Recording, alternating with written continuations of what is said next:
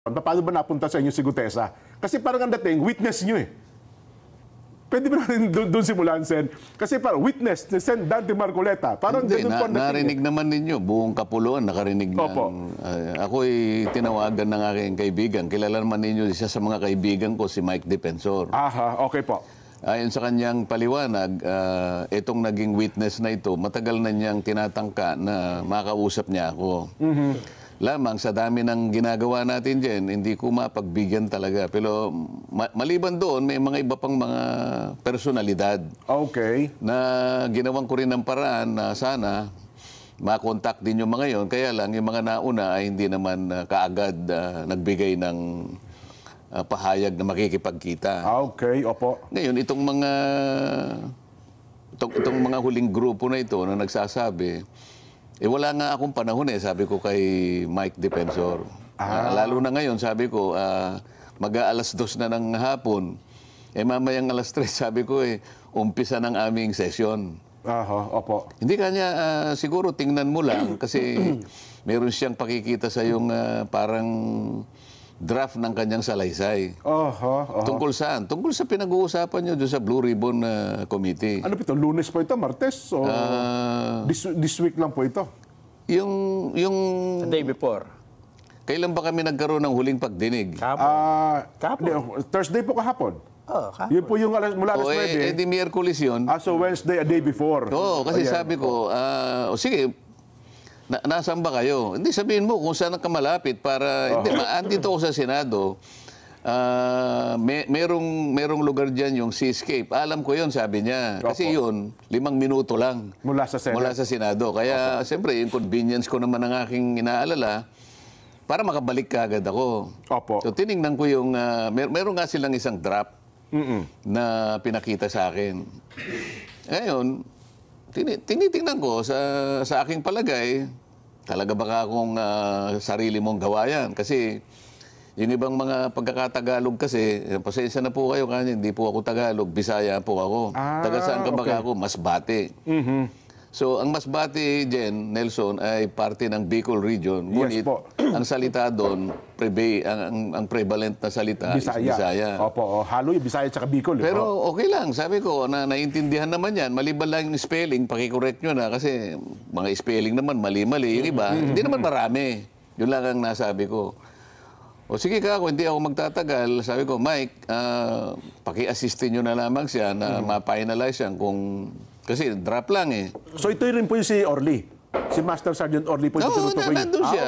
Nandun naman si Mike at saka yung ibang mga kasama niya.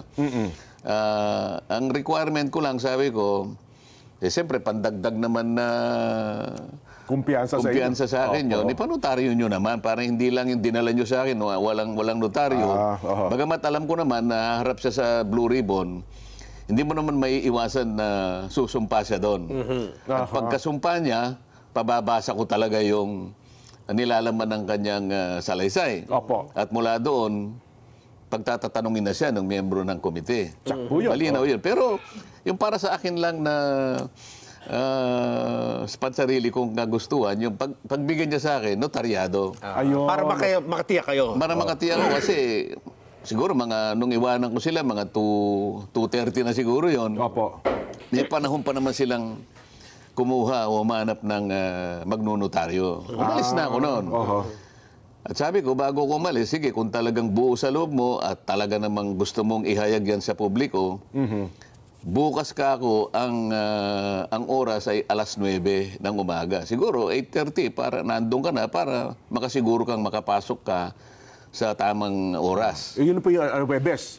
Yung Webes yun, Okay, opo. So, yun ang pinagtapusan. Ngayon, kung darating siya, di okay. Kung hindi siya darating, okay din sa akin. Hindi nyo rin expect na pupunta? Sinabi ko nga, kung talagang buo sa loob mo, di ba? Kung buo sa loob mo at tapat ka sa hangarin mo na mailahad mo yan, kasi nakalagay doon, ito po para sa bayan na lang, sabi niya Binasa ko naman O di... Sa akin, kung darating ka, okay. Kung hindi ka dumating, wala namang nawala sa akin. Dumating. Ayun. Tapos, pagdarating niya sa akin, ilang bang kopya ang dala mo? Meron po ako ritong 5 kopya. Ito pong 4, sabi niya, ay original. Opo. Okay? Asan ka ako yung hindi original? Ito pong huli. Binigay ko sa kanya yung huli. Yung Xerox copy, kinuha ko yung 4 na original. Kasi ang balak ko, kaya kinuha ko yung 4, pagka-introduce ko sa kanya, bibigyan ko na ng kopya yung chairman, si Senator Lacson. Paul Ping At Lacson. saka yung si Senator SP Soto. At yung iba, siguro kung sino yung katabi ko, saka ako, 4. Opo. Kasi babasa ko na sa kanya eh. Para lahat kami, meron kaming kopya, lalong-lalo na yung chairman at saka yung Senate President. Oho. Ganun na nangyari. Ngayon, ang sabi nila ngayon, nabasa ko rin sa dyaryo eh, para bang kinotes ko daw yung... Kasi, kaya ko lang na binanggit na, teka muna, dahan-dahan kang magbasa, Ayun, opo. dahan-dahan kang magbasa, kung ano yung nakasulat, Yun huwag mong lalakta, parang kasi meron kang hindi nababasa. Oho. Alam din ni Senator Lacson yun dahil may kopya siya eh. Kasi doon sa pinakagitnang bahagi, meron siyang isang linya na hindi nabasa. Yung panapos ng papel, yung sa ilalim, Kinapos. merong nalalaktawan doon eh. Kinapos. kaya pala sabi niya- Hindi ko naman alam na ganun yung binabasa niya. Ngayon, yung binabasa ko yung kompleto. Bakit hindi niya binasa yung last line? Ipinalampas ko muna yon, baka magkamali. Tapos nung dumating na naman sa pangalawang pahina, Meron na nilaktawan niya na naman yung 2 pahina, ay yung 2 linya. Teka muna nga ako. Basahin mo ng maigi. Opo, oho. Oh. Alam ni Senator Lacson at saka ni Senator Soto at saka Na may yung hawak katabi din ko, ng kopya, oh. siguro si Senator Win, kasi may hawak kami binabasa. Oho. Sinusundan namin yung binabasa niya. Di ba? Opo. Lumalabas kasi sa social media. Sabi niya, sumagot siya, kasi po ito pong kopya ko, may putol yung sa baba. Ayun yung Xerox Kaya ang copy. ginawa ko, yung binigay niya sa akin, binigay ko sa kanya. Oho. Kanya galing lahat yun, hindi naman akin yun eh. So yun po yung Xerox copy. Siguro pagkaka-Xerox. Oo, naputol yung gabi. baka ganun ang nangyari. Oo. Kaya ang ginawa ko, ako na nagsabi, yan, magpalit muna tayo. Oho. Makita ko nga naman, putol yung... So lumalabas na. Sinasabi nila ngayon, kino-coach ko na naman. Ayun po, saan ang lumalabas sa social media? TikTok, halos lahat. Na lumalabas na kino-coach nyo raw yung itong si Hindi po, Master Sergeant yun Gutesa. pong binigay niya sa aking 4 na original, kinuha ko po yon sapagkat ang bala ko, yung isa, ibibigay ko kagad kay Senator Lacson na siya yung chairman.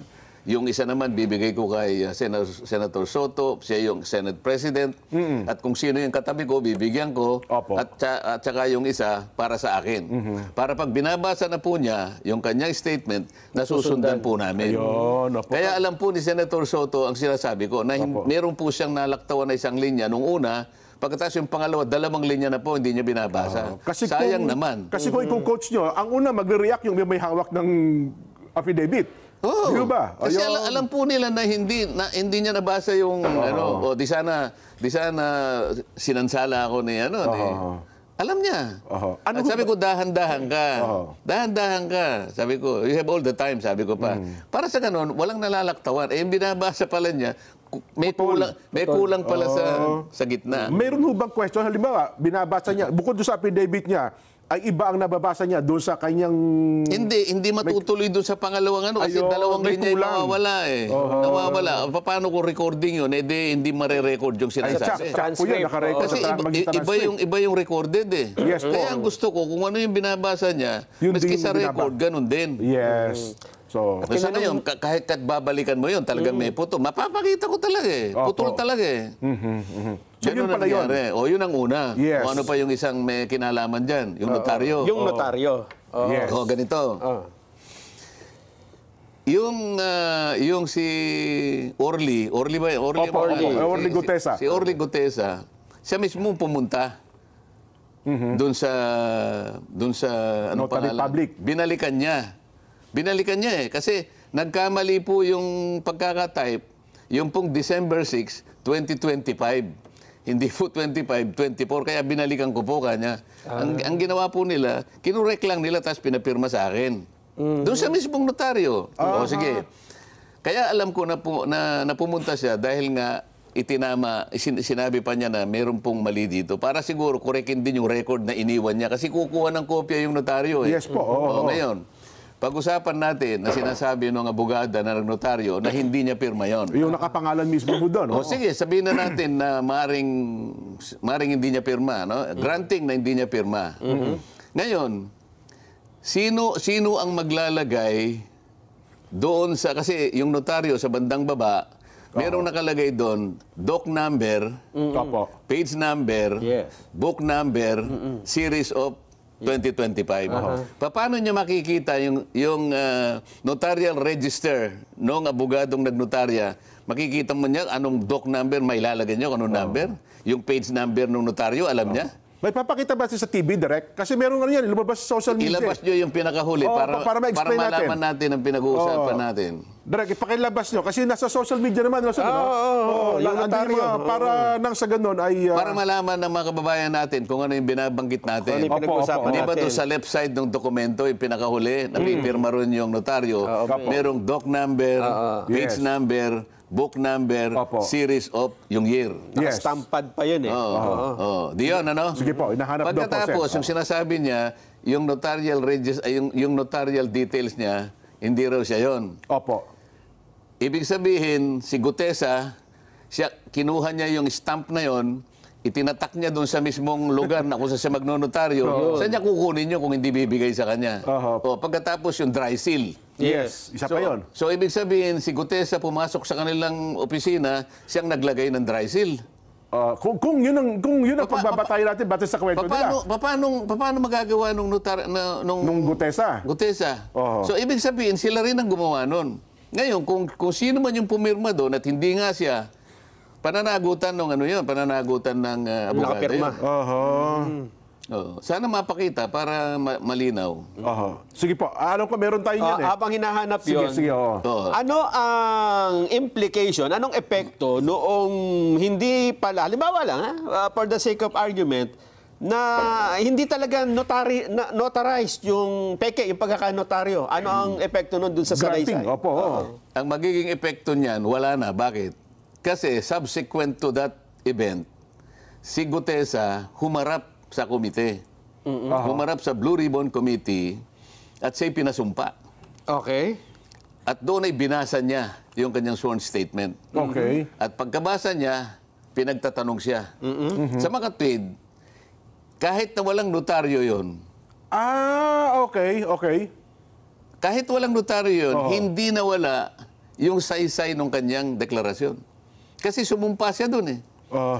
So, kung titingnan mo ngayon, parang yung kung tatawagin yan sa legal term, surplusage, sabi nila. Surplusage. Ibig sabihin, with or without that, nananatiling balido Yung kanyang yung affidavit. salaysay niya. Dahil nga, sa katotohanan, na sumumpa siya. Sumumpa siya sa harap ng Blue Ribbon Committee. Nanonood ng taong bayan nung mga sandali na yon, di ba? Ayan nga. Tama po. Hindi lamang ibinigay yung mismong sworn statement, ito ay pinabasa namin. Kaya nga sinasabi ko nga sa inyo kanina pa, kailangan walang malaktawan. Ayun. Sinusundan namin yung pagbabasa ng kanyang statement eh. Dahil recorded yun. Recorded yun. Paano kung halimbawa, tingnan natin ang record, yung isang linya nawala. Pagkatapos sa susunod na linya, wala na naman. Kulang-kulang yung binasa niya. Magkakaroon ng problema doon. Ayun. Kaya ako pinaulit sa kanya. Ulitin mo, dahan-dahan ka lang. Para recorded. Sa kanya yun, salita niya yun eh. Ito sa ano to? Okay na raw. Ipakita natin sa telebisyon yung binabanggit o yung dokumento. Hindi, yung pinakahuling, Yung sa huli. yung huling pahina. Last page. May pirma. Ayun. opo. Ilaki mo nga yun. Ayun, meron nakalagay doc number. Opo. Ano Sinumpaan at nilagdaan, Hindi yung doc number nasa Doc baba. number 255. Oh. Doc number 255. Paano makukuha Page number paano 54. makukuha nung ano yung yung 255. number ng document? Kasi makikita mo sa notarial register, susundan mo yun eh. Ang pinanggalingan mo siguro 254. So ngayon sa kanya 255. Page number. Page 58 sabi niya yata. Book number. Ano ba yun? Hindi ko po maintindihan. Parang letter V. Saan kukunin ni Gutesa yan? Gutesa. So ang nag-provide yan, Yung notarial staff, kung sino man yun, kung wala man yung abogado, may sekretarya siya, at saka yung sinasabi ko sa yung stamp na yun, Yes. yung, Ayan, yung kulay asul. Yun ang detalye ng notarial commission niya. Ibig sabihin, si Gutesa, nakuha niya yung stamp na yun, siya mismo nag-stamp na gano'n. At nakuha niya yung doc number, nakuha niya yung page number, nakuha niya yung book number. Pagkatapos, dyan sa mismong lugar ng detalye na yan, meron dry seal yan. Or yung dry seal, Nakita nyo, may dry seal. may dry seal. So, sa mga tweed, pati dry seal, nakuha ni Duterte. Paano niya mapapasok yung opisina? Yun daw pong Kung pirma. sasabihin niya na hindi niya pirma, nasa sa kanya yun. Ayun. Pero, hindi po pwede na si Duterte ang pumirma niyan kasi sila nang gumawa lahat eh. Ayun. Tapos, So, may kasalanan dyan ang notarial... kung sino man doon sa notarial office. Kung sino man. Bakit? Pat mo pinayagan na mailagay lahat ang detalye na yan. Pakukuha ko yung kanyang notarial register. Pagka tumama dyan, ibig sabihin sila yung naglagay niyan. Hindi si Gutesa. Hindi ba matatamper yun, Sen? Halimbawa, Hindi matatamper yun. Tuloy-tuloy yung number niya. Kasi makikita. pagkatapos Pag ng isang buwan yan, o kung merong ano yan, i-report mo sa RTC na kung saan nakakuha ka ng komisyon. Ayun pala yun. Hindi po pwede, yung mga iba dyan, naglalagay sila ng, yung mga gustong kumita, meron silang iniiwan na espasyo para yung ganong gusto magpanotaryo, nagkataon na sa araw, sa ganong klaseng panahon, kailangan, naglalagay sila doon. Post-dated, parang gano'n. Yung mga ganon, Unrelated. lalo na, alimbawa, yung mga 2 years na anong ganyan, nahanap ng ganyan. Ng puwang. Ay, ngayon, mahigpit ngayon, kaya i-report mo yung notarial register mo, makikita mo tuloy-tuloy yan. Opo. Pasasabihin ako, yung notarial register ng abogada na yan. Opo. Ibig sabihin, tatama doon sa ginawa nila. O, notarial register na, ibig sabihin, nakuha ni Gutesa yung kanilang notarial register. Imposible yun. Nako, oo. Oh. Problema pa pala yung petetse na yun pagka nagkataon. Baka akala niya, hindi siya subject to disciplinary action. Oho. Oo. Kaya kung sasabihin niya, okay, hindi ko pirma yan, maaari. Pero ikaw ang nag-facilitate para yung notarial details mo at saka lahat ng nakalagay doon, doc number, page number, book number, walang kinalaman yung Gutesa na yun. Kahit kailan hindi niya makikita at hindi niya alam kung saan niya kukunin yun. Maliban ako, sinabi yung sandali yan, nakugub ang kanyang opisina, no? Oh, imposible naman yun. At halimbawa, Sen, may nakapanood dyan at dyan din nagpanotaryo. Nako. At ipakita, dyan ka kami nagpapanotaryo, yan talaga yung pumipirma. Yari yung Si law Atty. office na yan. Talagang gagawin natin dyan, para makita yung katwiran dyan. Yung notarial register, pasasabpi na natin. Ayun. Makikita mo, para ko nang nakita, tatama doon sa page number, doc number, page number, book number. Yung tatlong yun. Kasi yung series of, yung year lang, madali naman yun, 2025 eh. Pagka sinabing nawawala po bigla nawala. Si Bala na kayong gumawa ng conclusion. So, kabida natin, halimbawa, talagang yung pirma doon. Kasi meron siyang pirma eh. Kung hindi ba nakuha natin ng staff natin? Pagkaraniwan kasi yung mga staff, kasi kung minsan wala yung basta Wala yung bugado mismo. ano lang sa kanya, Viber mo nga sa akin lang, babasahin ko, kanyang gano'n. Opo, Pag binasa niya, okay naman sa kanya. O sige, kanya, inotaryo mo. Pwede pumirma yung mga gano'n ang ginagawa ng iba eh. Kasi kung minsan wala siya doon eh. Hindi naman lagi maghapon yun, nakabantay doon sa kanyang notary. May bayad kasi yun eh. Yes po. Hindi ko na alam ngayon kung magkano yung bayad sa mga notaryo. So, Ang sabi ng isang senador, hindi ko na babanggitin para hindi na kayo mag-away-away. Kung mapapatunayang nating peke ang notaryo, mawawalan ito ng bisa at bababa ang kredibilidad ng testigo. Sinabi ng isang senador. Sinabi niya. ano yung senador? Abogado, Abogado po ito. senador na abogado. Abogado. Sige po. Oo. So, paano po yun, Sen? Baka siyang bumaba ang kalidad. Kasi, hindi ba niya alam, nandun kami, ewan ko kung nandun siya, no? Pero ang sinasabi ko, sumumpa yung witness. Okay. Si Gutesa. So ano man yung pagkukulang, halimbawa, aminin na natin kunwari lang, granting na talagang hindi yung pumirma, granting na nakuha ni Gutesa yung pangtatak. Yung, Siyam na meke. yung stamp. Pagkatapos nakuha pa niya yung notarial register na nakatago Pati doon. yung mga numero. Makapal na libro, journal yun eh. Opo. I-assume natin na alam niya kung saan niya kukunin yung number. Siya yung naglagay, ano? Pagkatapos nakuha niya yung dry seal, Nako. at siya yung naglagay ng dry seal. Okay? O, di peki talaga, no? Oo. Kaya lang sumumpa nga siya. Humarap siya sa komite. Oo. Pagkatapos, binasa niya yung kanyang sworn statement. Oo. At pagkatapos nun, in-interpellate siya. Oo, pinagtatanong pa po siya doon. Buong bansa ang nakikinig. Aha. Parang, ang ibig lang sabihin nun, nawala na, kay Menotaryo wala. Notarized o hindi. Doon na napunta eh. Oo. So kaya yung curative effect nung nandun na yun. Kaya wag mo sasabihin na nawalan ng visa yung... Aha. Kung halimbawa, private document lang, halimbawa, deed of sale, baka sakaling maniwala ako. Hindi naman na subject sa ano yun eh. Aha. Ito merong committee eh. Ayun. Di ba? So kung pumunta doon, halimbawa, natapos po siya ng sa kanya pinanotaryo, wala rin diferensya yun, Sen. Ano yan, natapos siya, walang notaryo, sinabi nyo, pwede ba yung statement mo, ipanotaryo nyo after nung siya humarap sa pagdinig? Oo, kung kakailanganin pa. At para lamang lahat ng nagdududa masatisfy kahit hindi na kailangan. Sige, panotaryo nyo uli. Wala namang problema kung panotaryo mo. Ayun pala ang ibig sabihin noon. Well, doon Alam mo, hahanapan na lang ng ano. Diyan mo makikita. Hahanapan